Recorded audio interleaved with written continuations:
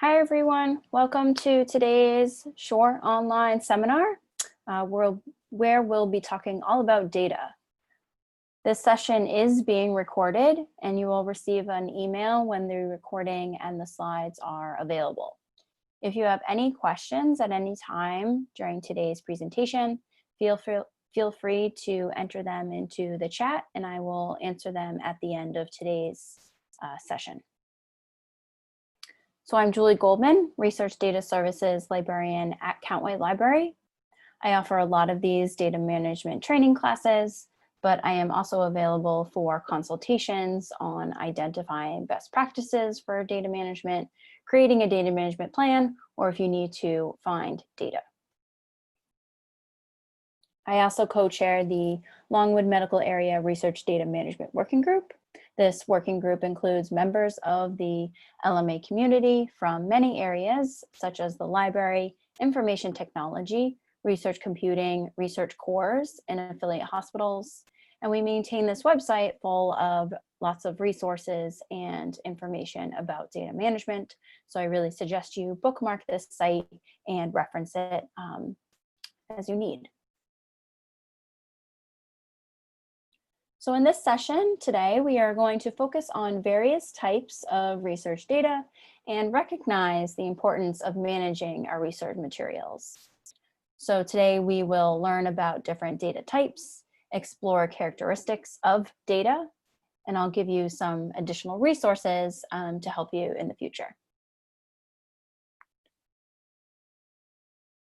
So what do we mean when we talk about data and specifically research data? And data itself can be a bit difficult to define. If you get too specific in your definition, such as saying that data must be digital, then you end up leaving out important categories of data, such as maybe physical samples you may be working with. Also, science is constantly changing. So what is not considered data today might one day become data due to new methods of research. So the Federal Office of Management defines data as the recorded factual material commonly accepted in the scientific community as necessary to validate research findings. So research data refers to whatever is necessary to verify or reproduce research findings, or to gain a richer understanding of them. So note that you can generate data at any point in your research, but if you fail to document it properly, it will become useless. So remember, data management refers to the activity of working with this research data throughout the research process, from the data collection stage to data storage and backup, through to data sharing at the end of a research project. So research data are collected across a range of disciplines using a variety of research approaches and methods. And the word data means different things to different people in these different contexts. So I just want to look at some examples of data by these different disciplines. So much of the data we may work with is in tabular form, such as spreadsheets. But it's good to remember that not all data takes that shape. So not all data is numerical and not all data is digital. So for example, we may consider notebooks, survey responses, software and code, measurements from a lab or field experiment, images, audio recordings, and physical samples may be considered all forms of data. So in addition to taking many different forms and being encoded in many formats, it is important to remember that data is not pure. Data exists in a context, either a social, cultural, or this research context, which helps give this data meaning. So let's explore some of these examples of research data. So the library has always been involved in research data. In our library and archival collections, We have a lot of data that is not yet machine readable or machine actionable, what I would call computationally accessible. It's trapped in maybe an analog format and cannot easily be manipulated, with computers. So it's good to remember these cases because just because data is computationally accessible, that doesn't mean that all of the data on a topic that exists is available. So here's an example of data from a library archival collection. This is a lab notebook from the research project that discovered the antibiotic streptomycin. This particular notebook played an important role in determining who deserved the academic credit and royalties for this antibiotic. So in order to make this information, computationally accessible, you would need to extract the data from the table written in this notebook. So here's an example of image data. And acquiring images using modern techniques, such as light sheet fluorescence, confocal, or electron microscopy, creates a significant data stream. So here's an example of microscope images resulting from a high throughput screening experiment. And thousands of images are captured from one 384 well assay plate, with one plate generating anywhere from 3 to 30 gigabytes of data. And high throughput screenings can result in hundreds of these assay plates. So this just illustrates, the sheer quantity of image data that, we may be analyzing.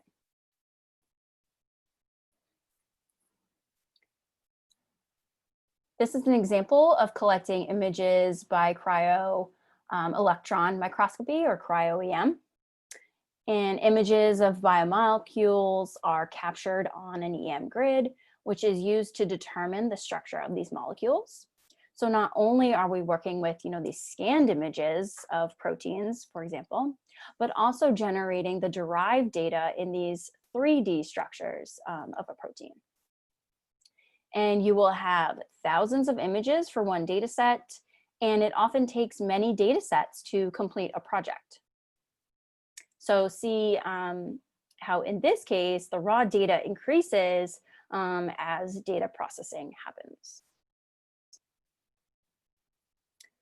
So our last example, and this is another example of the sheer amount of data that you may be generating, maybe through genome sequencing.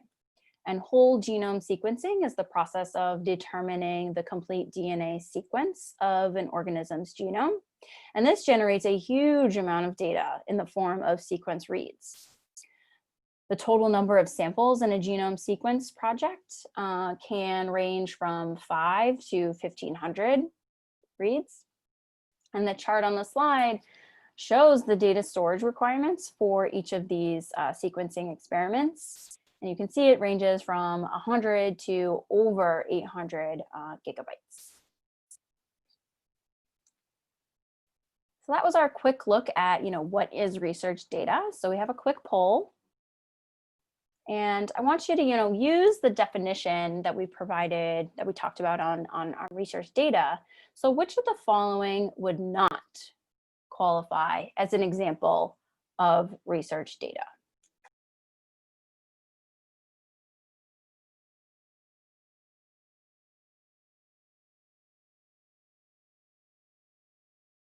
So the answer was, 5 was the correct answer, that none of these, as all of the examples were examples of research data. So research data can take many forms depending on the academic area in which the research is being conducted. So yes, all of these are examples from photographs and images. Case studies are maybe considered an example of research data because you can combine the results from these case studies to arrive at an outcome. You can ask a research question, which that example did.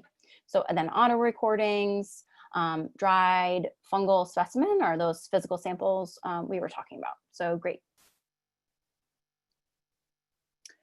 Awesome. So research data are collected, observed, or generated for the purpose of this analysis to produce and validate some original research results.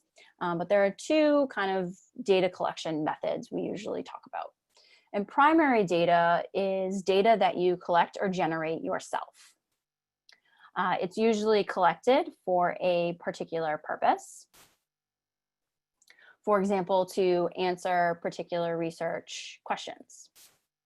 And then secondary data is created by other researchers and could be their primary data or the data resulting from their research.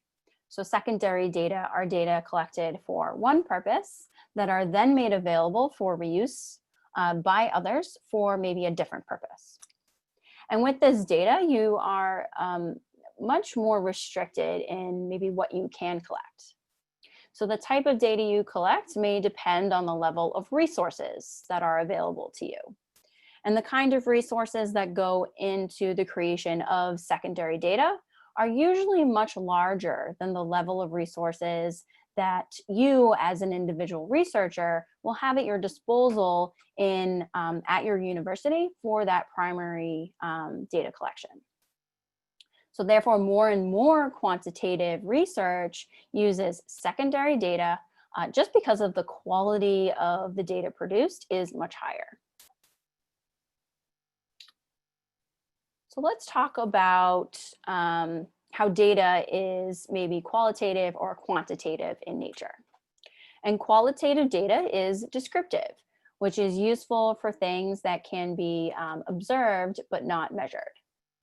Qualitative data refers to text, images, videos, sound recordings, and observations. And there are two types of qualitative variables.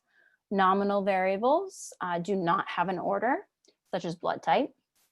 And ordinal variables do have a specific order, for example, the stages of cancer.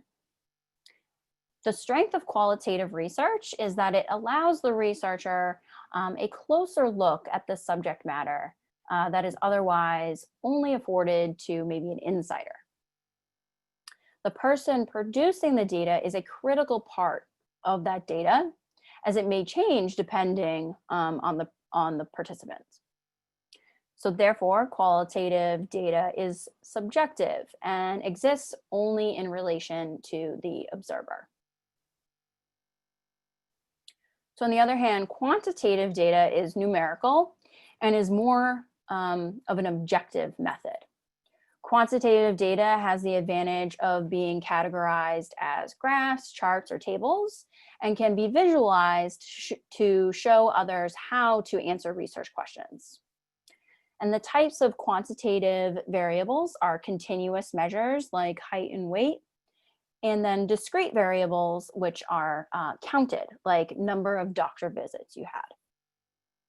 The main strength of quantitative data collection is that it can be verified and interpreted with mathematical analysis and is much easier to replicate than qualitative data.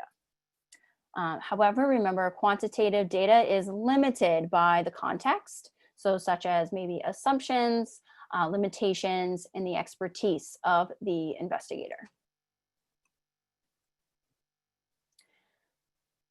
So there are typically 5 main categories that data can be sorted into for management purposes. And the category you choose will then have an effect upon the choices that you make throughout the rest of your data management plan. So for example, observational data should be recorded right away to prevent data loss, while reference data isn't as time sensitive. And if you are working with data that is hard or impossible to replace, like the recording of an event at a specific time and place, this requires extra backup procedures to reduce the risk of data loss. So let's go through each of these examples.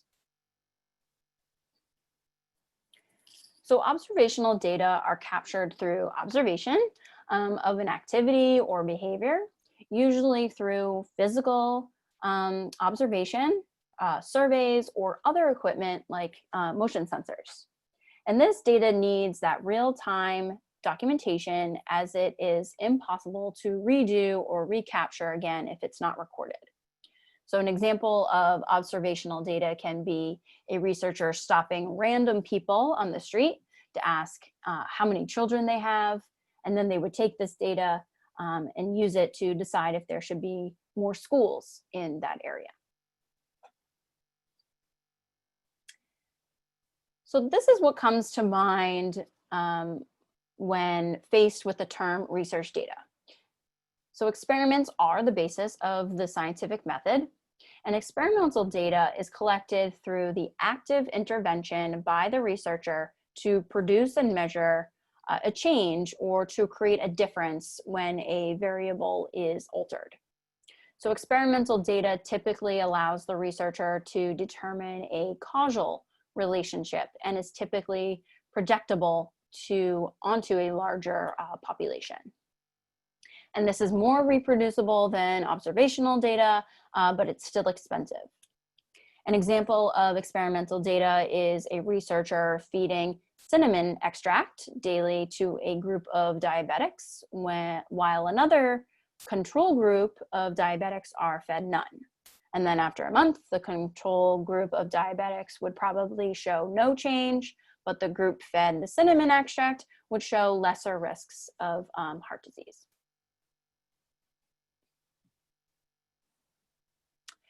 So next, simulation or a test model is used to imitate a process or a system over time to find out what would or could happen in under several conditions.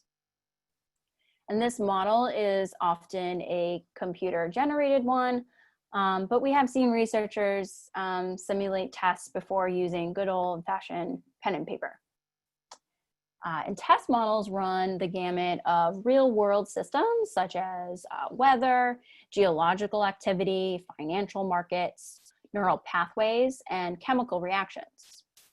So what sets simulation data apart is that the test model is usually more important than the actual test data. And depending on the type of model, simulation is more affordable data source, though limited in the accuracy of the model, which is usually a compilation of data from multiple sources. Just another example of the simulation data can be seen in the dummy crash tests automobile companies carry out on their vehicles to determine the level of damage a crash would inflict on an occupant, and then how to best circumvent, that damage.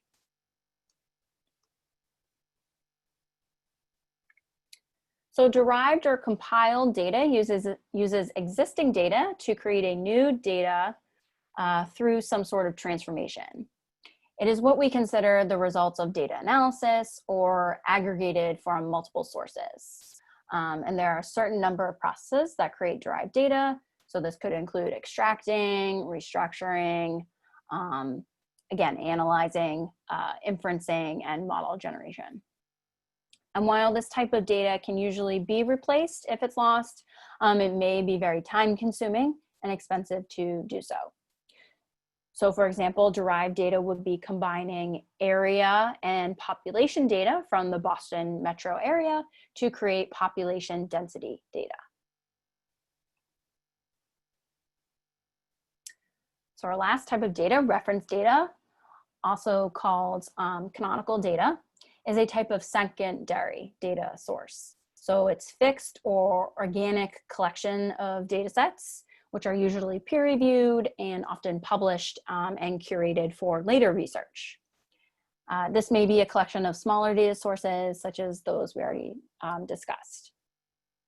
So peer-reviewed journals, gene sequence databanks, or open source code are all examples of reference data. So let's have our second poll question on data classification. So what data type is generated by imitating the operation of a real world process or system over time using computer test models.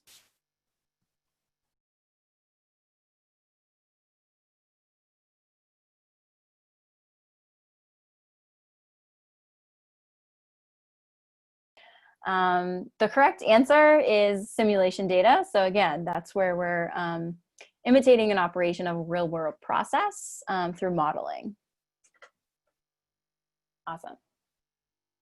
So the answer, yep. Again, I can give, another example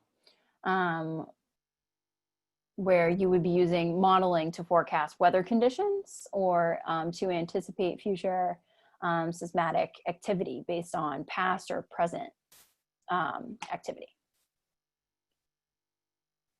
All right, so let's focus on file formats. So during a project, your research may generate different types of research data in a variety of digital formats.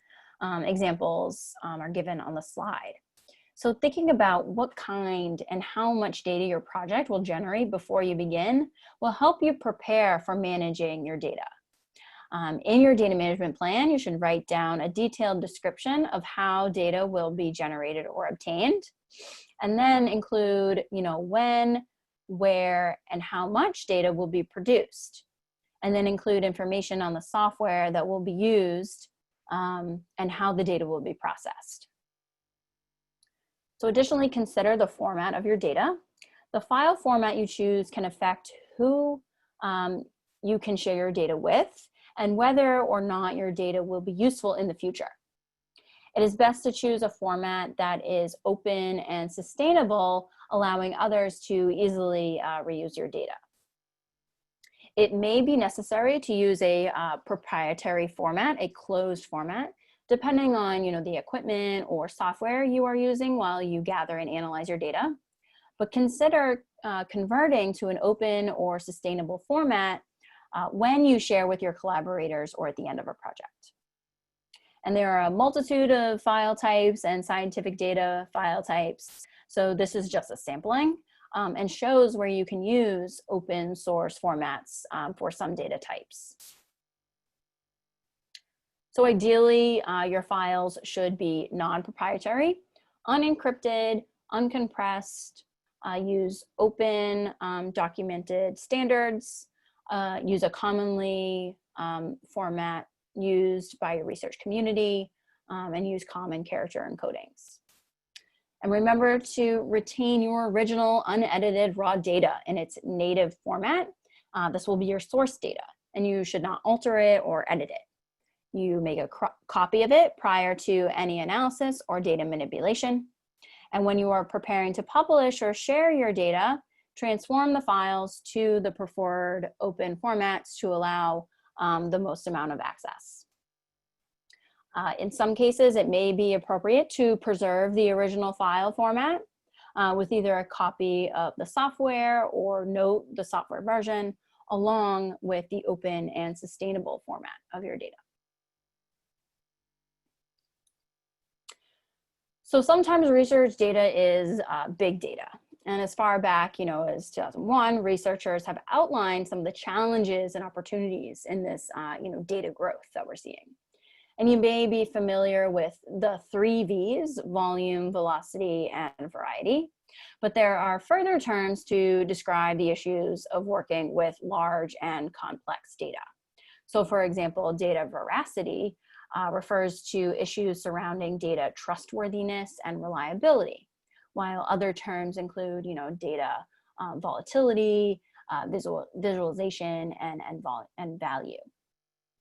So it's really the size of the data and its shape that have implications for the kinds of infrastructure and policy needed to secure, store, and manipulate that data. And recall some of the examples of research data from the beginning, such as the high throughput screening, cryo-EM, and genome sequencing, and just the sheer amount of data that is being generated. So Harvard Medical School currently stores 25 petabytes of data. This number is a few months old now, but it just illustrates the exponential growth of data being generated at research institutions worldwide. And major challenges in storing research data include the number of individual files, the size of each of those files, and then the cumulative size of data sets produced for a research project. So when facing the, the reality that you can't save and manage every digital bit that you've ever collected, you must consider what would be useful to someone to reproduce your results.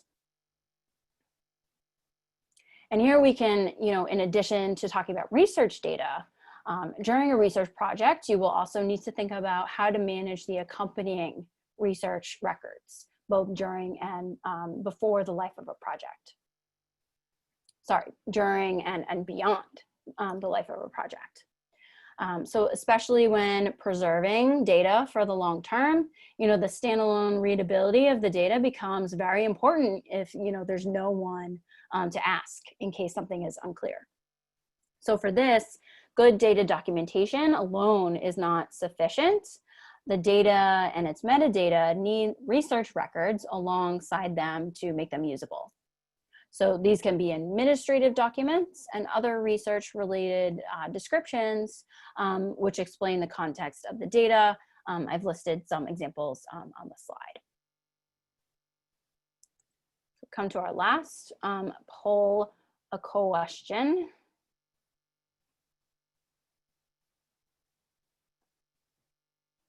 So deciphering data, research data versus research records. What's an example of a research record from what's listed here?